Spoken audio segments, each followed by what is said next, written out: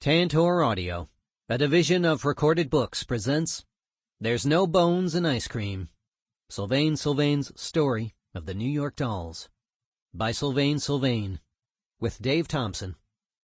Narrated by Michael Butler Murray. Introduction.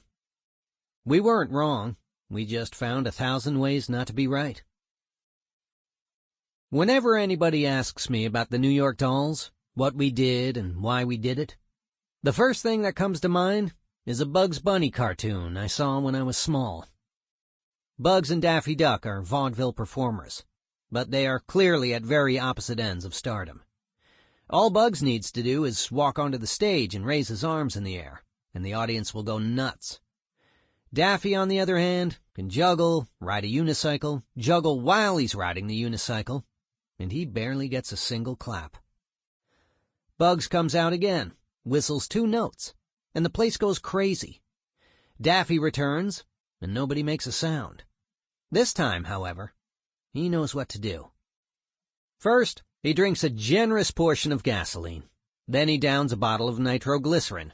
He swallows a box of dynamite, washes that down with a goodly amount of gunpowder, adds some uranium-238, and then jumps up and down while instructing, "Shake well." Finally, he lights a match. He holds it in his hand for a moment, and the audience is paying attention, at last. A long drawn-out ooh of anticipation. "Girls, you'd better hold on to your boyfriend," he warns. And then he swallows the match. There is a massive explosion, and feathers fly everywhere. The audience, too, erupts in a shattering standing ovation, the biggest ever heard. Even Bugs is impressed.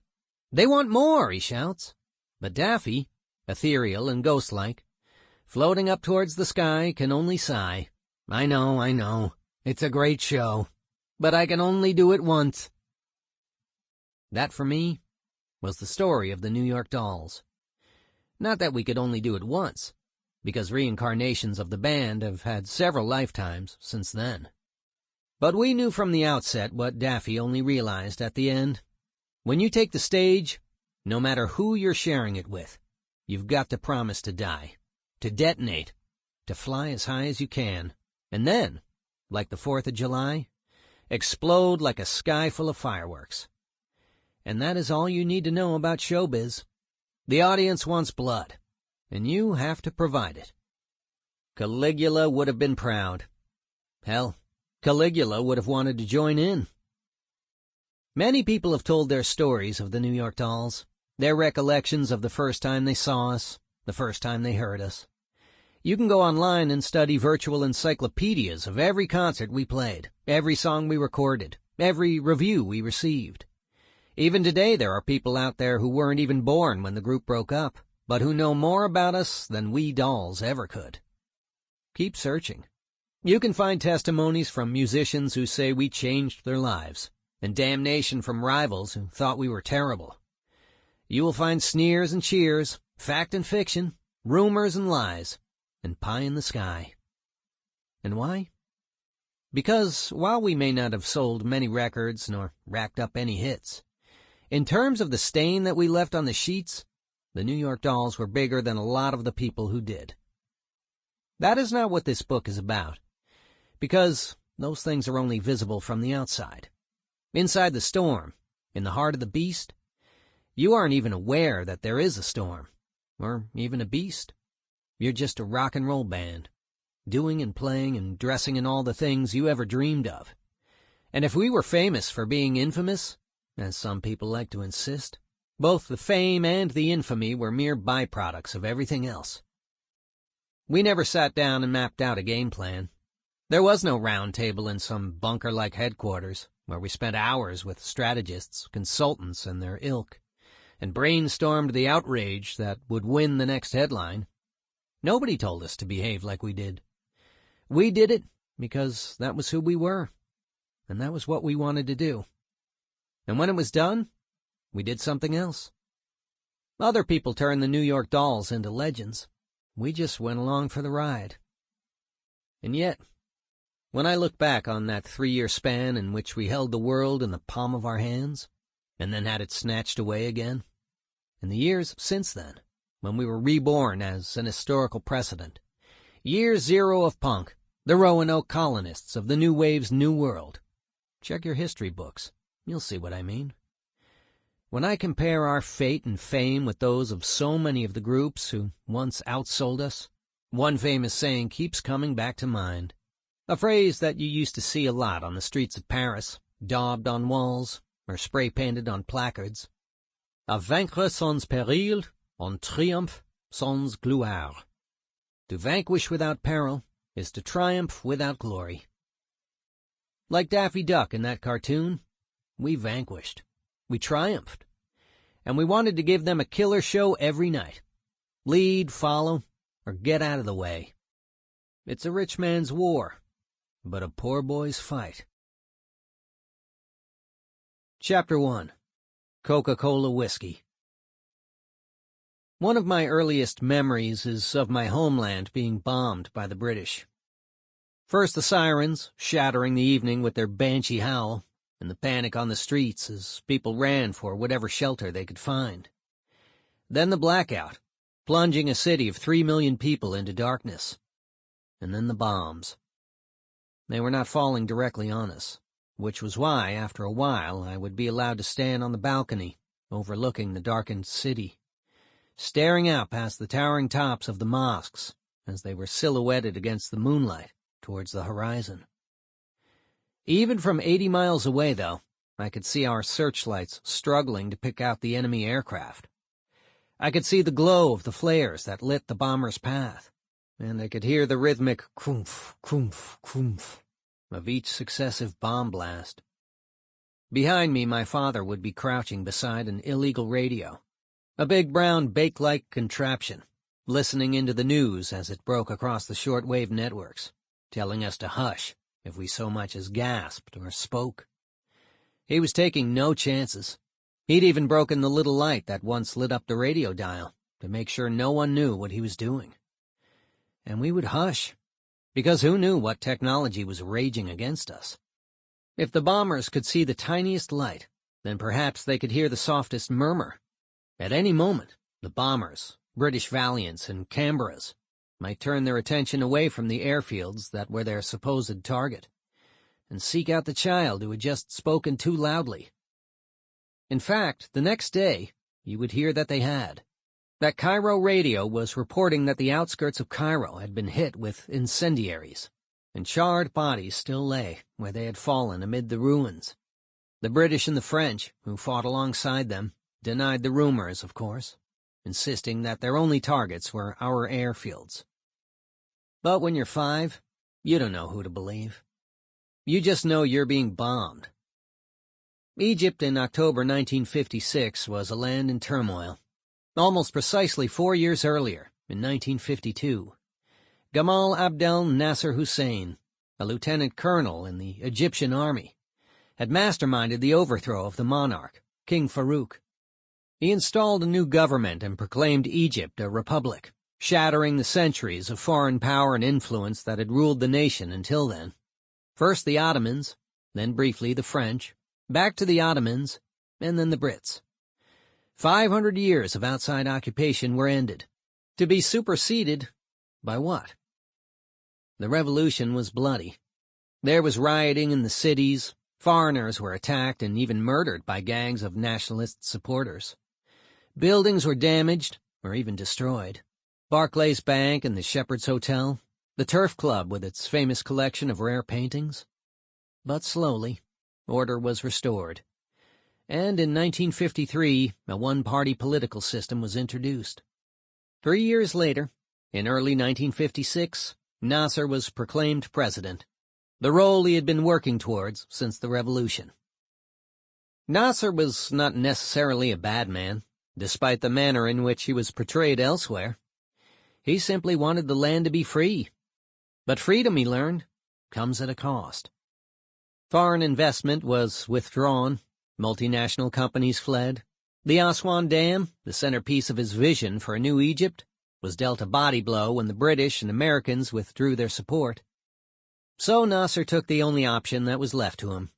For almost a century, the Suez Canal had provided the world's seafarers with a shortcut between India and more recently the oil fields of Arabia and Europe. It was controlled by the British, who reaped the profits as well. Nasser announced he was nationalizing it. In the Arab world, it was an incredibly popular move.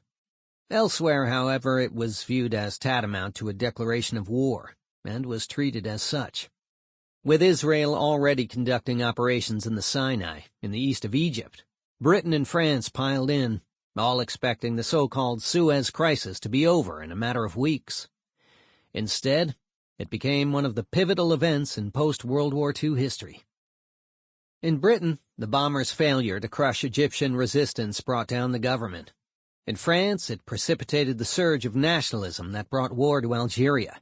And in Egypt, which emerged so triumphant from the fray, it brought about the expulsion of some 25,000 people, as Nasser purged the country not only of British and French citizens and sympathizers, but also of Jews of every nationality. The Mizrahi family, my family, was just one of the thousands caught up in the nightmare. I was born in Cairo on February 14th, 1951. St. Valentine's Day, of course. My mother, Marcelle, was of Syrian descent. Her mother, my grandmother, hailed from Aleppo, but came to Egypt as an orphan child. There she met my grandfather, a rabbi, and started their family. Mom was born on September 19th, 1923. They weren't well off. As a child, I remember visiting them in another part of Cairo. My brother Leon and I always addressed them as Nonno and Nana, which is Italian for grandma and granddad, but I'm not sure why. Like Jews all over the Middle East, our first language was French. That was the language I grew up with, and in many ways it remains the language in which I'm most comfortable. True, I failed French 1 at school in America, but nevertheless, that was my native tongue.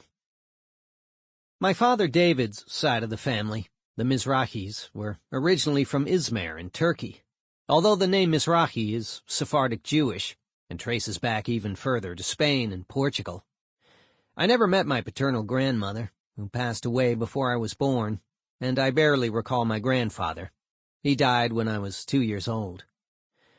But they raised Dad well.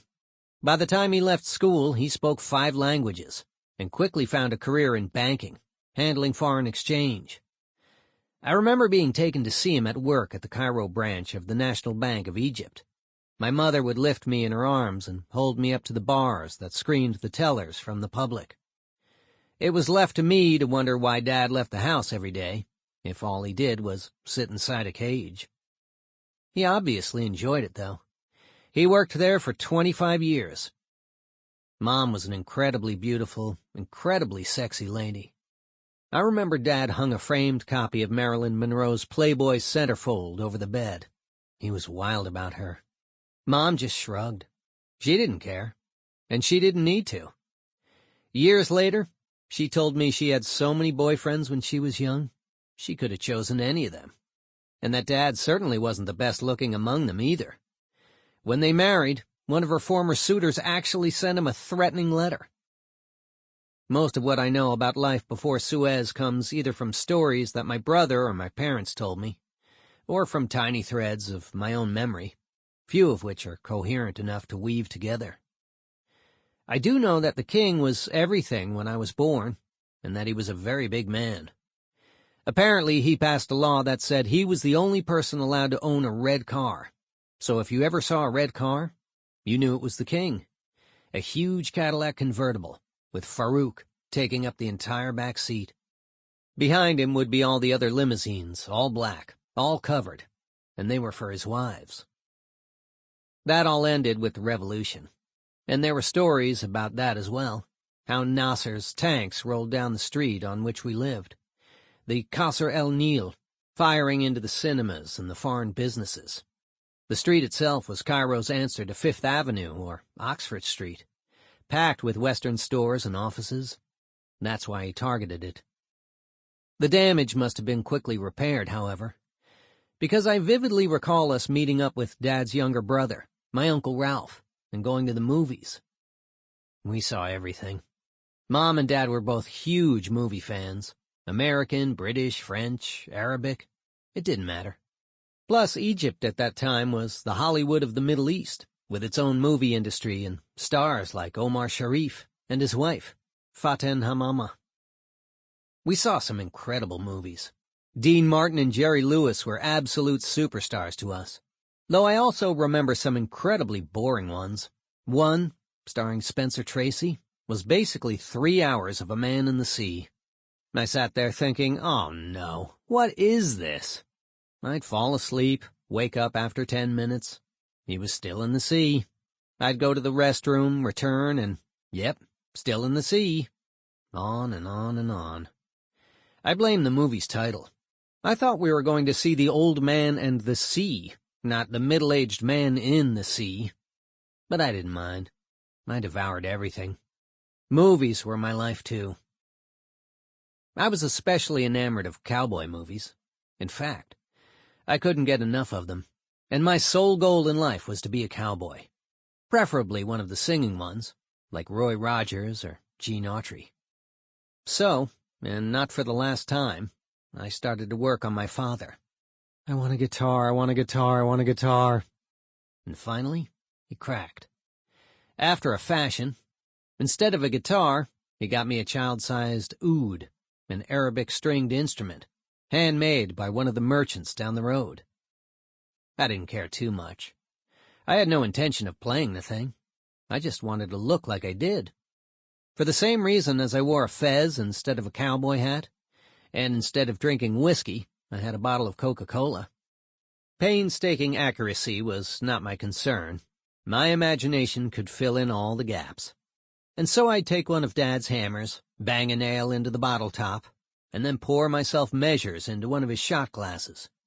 All the while studying the hand of poker I'd dealt myself. I may have been an Egyptian Jew, but in my heart, I was Billy the Kid. Aside from the movies, a lot of my inspiration came from the American cowboy comics my father used to bring home for me. That was why I started drawing, trying to copy the cowboys, the clothes, the cacti, the lot. And I loved the browns. There's a special shade of brown that those old pulpy comics seemed to reserve for horses and corduroy pants. And I must have spent hours mixing the colors together until I could duplicate it to my satisfaction. I say American comics, but not exclusively. My favorite, far and away more than any other comic book hero, was Lucky Luke, who came from France. He was so cool, a bit like Lee Marvin and Cat Ballou, but even cooler than that. He smoked, he drank, even his horse behaved as though he was drunk. Lucky Luke was probably my first true idol. I talk a lot here about foreign influences, but nothing was more powerful in my mind than the land in which I was growing up. Egypt is a beautiful land, and not only the pyramids and the Cairo Museum and all the relics of the ancient past. All those years of foreign occupation had left their own magnificent marks on the landscape.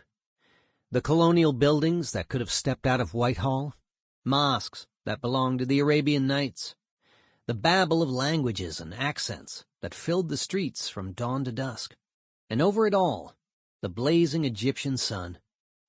The Coptic monastery out in the desert, where the cowled monks blew the most intricate glass.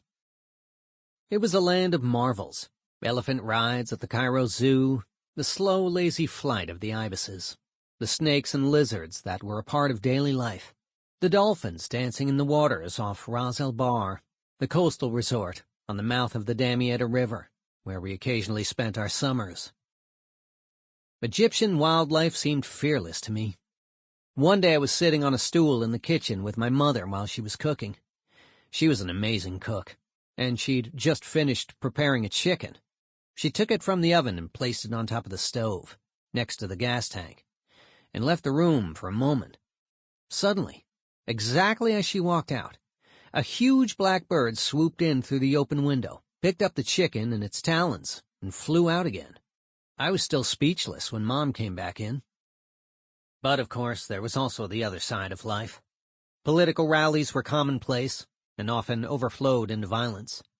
One time I was out with Zahora, my nanny, a beautiful big woman who wore immense golden earrings, and who paraded around, the happiest person in the world. She sang all the time. She'd pick me up from school, and she'd be singing. We'd go shopping, and she'd be singing. In fact, the only time she didn't sing was as we passed Tahrir Square, while Nasser was holding another of his rallies, and the tanks rolled slowly around the streets, chewing up the tarmac with their massive, clanking tracks.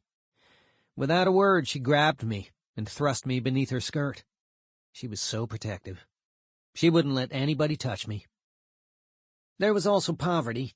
There were beggars, there were vagabonds, there were cripples and amputees, bundles of rags that you might not even notice until a hand reached out from the filthy folds in the hopes of a few millions. There were street urchins collecting cigarette ends off the street so that they could be recycled into new cigarettes to sell, and a man who walked the streets with a great tank strapped to his back, holding a tube. He was selling a homemade licorice drink, and once I persuaded Mom to let me try it. It tasted disgusting. All of that, however, was a world in which we had no part. Our home was as spectacular as any, a large apartment in a lovely old building, a little like the ones you see on the Upper West Side in Manhattan. Great arched windows looked out across the city, vast columns surrounded the entranceway, intricate carvings adorned the walls. We even had a balcony overlooking the courtyard, and I remember one day when I was playing out there with Leon, holding stools like they were guitars, with rubber bands stretched out as strings and strumming them like we'd seen in the cowboy movies or heard on our father's radio.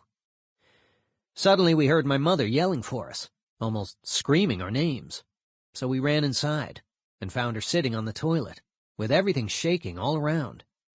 We were in the midst of what is now remembered as the Alexandria quake of September 1955, one that was felt as far away as Greece and Syria, and we musicians hadn't even noticed. But still she grabbed us both, pulled us to her, and the picture is still etched in my mind. The three of us cowering in her arms in the bathroom until the rattling finally subsided. Or another memory. One time our carpets, which were these great elaborate old things, needed re-dyeing. The fabric lasted forever, but the colors faded through use and sunlight. Today probably you just send them out to be professionally restored. Back then a couple of workmen would call at the house, carry the carpets down to the street below, and lay them out on the reservation in the middle of the road. They did the dyeing there. Another time, more than one time in fact, if we needed to purchase a new mattress, the vendor would come to the house with all the materials and make the thing right there in the room, fitting it to the bed, letting you test it to see if it should be softer or firmer, and not leaving until you declared it just right. And every week, somebody would come with a huge copper burner of incense and swing it around the apartment. It killed the stench from the streets, and a lot of the bugs as well, particularly in the summer, when the temperature soared into the mid-90s, without any expectation of rain, and it was too hot to even complain about the heat. Anybody who could afford it got out of the city during the worst of those weeks, and we were no exception. One of our hideaways was Ras El Bar, where we joined my Aunt Susan and her family and feast on fresh seafood that Mom purchased from the brightly colored fishing boats. But more frequently, we'd take a bus to Alexandria on the Mediterranean coast and rent an apartment 1 block from the beach. My father would commute back to Cairo for work, but the rest of us would stay for the entire season. We would spend the day on the water's edge, either watching Mom as she swam or staring in amazement at the Arab youths who would stand on the cliffs close by and dive into the sea from there. Then at night we'd go out to the outdoor cinemas. Imagine a drive-in without the cars, to see what was showing there. Hula hoops had just been introduced, and I was a hula hoop expert. One day they had a contest at the cinema, and while I can't remember if I won, I do know I had a phenomenal routine, bringing the hoop up to my neck, then down to my knees, and back up to my neck again. I could also flip it backwards, catch it, and throw it, knowing it would come right back to me. It wasn't all an idol, however. One year I awoke to find a very painful boil beginning to erupt on the side of my nose, right by my right eye. Mom immediately blamed it on these 3 siblings who lived nearby, whose faces were blighted by the worst acne you can imagine. I don't think it was that, But Mom was both adamant and furious. "Why did you go talk to them?" she shouted at me when the boil first started developing. "You touched them. This is why this happened." The boil continued to grow, and now I was getting sick. Finally, she took me to the nearby Jewish clinic for treatment. But, ill as I was, if I'd known what was about to happen, I'd have refused to leave our apartment. Of course I was terrified from the outset, flinching every time the doctor even came close to me. Clearly he decided this was not going to be a straightforward procedure. Suddenly 5 people grabbed me and held me down, impervious to my screaming and struggling. Mom was escorted into another room, and with me still kicking up as much fuss as I was able, one of the doctors jabbed a long needle into the heart of the boil and started to drain it. I still have the scar. For the most part, of course, those summers in Alexandria were precious to us all.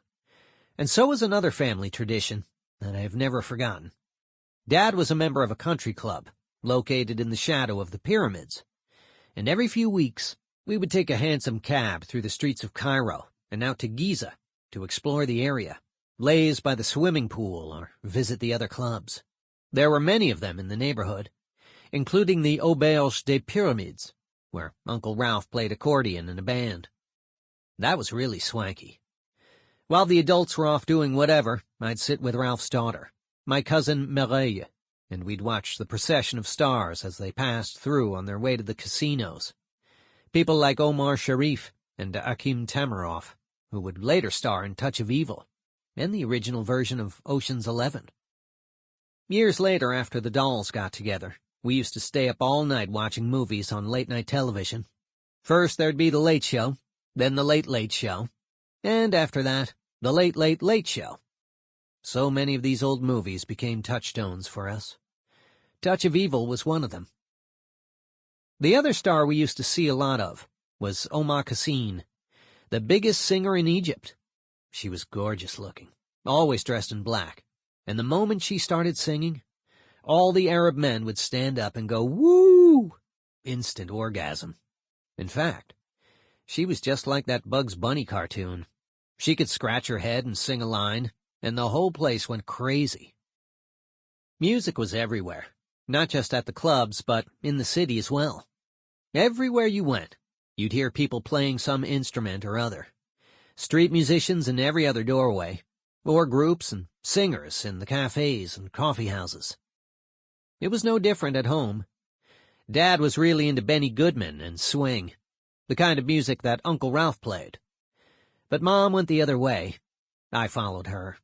She was always singing, always finding the pop songs on the radio, and every so often we'd go to the movies together to see the musicals that my father wouldn't be interested in. More than anybody, Mom filled me with a love of music, and when the time came, she encouraged me to make it myself. I'm not saying she was the New York Dolls' biggest fan, but when we played the Paris Olympia, that was one of the proudest moments of her life. She called up all her relatives, people she'd never even mentioned the band to in the past, and told them all about it. Not only because we'd achieved something that she could relate to, but because she knew they would appreciate it too.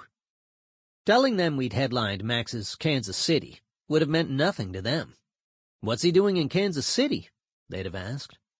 But the Paris Olympia? That was the big time. Chapter 2. I'll Make a Mummy Out of You. I started school the same year as Suez. My brother attended the Collège des Frères, a French Catholic school in a downtown neighborhood known as Bab-el-Louk, an imposing cream-colored edifice whose staff were renowned for their strictness. I would probably end up there myself one day. For now, however, I attended Lycée Français du Cairo, one of the French international schools that are scattered around major cities across the world. That's where I discovered how brave I was. I was the only kid who didn't pee his pants on the first day. Aside from that, I didn't do too well at school, although it would be several decades before I was diagnosed with dyslexia and understood why. But I do not fault my teachers. When I was at school, it would be years before dyslexia became a part of the language. And while the condition had been identified back in the 1800s, Sample complete. Ready to continue?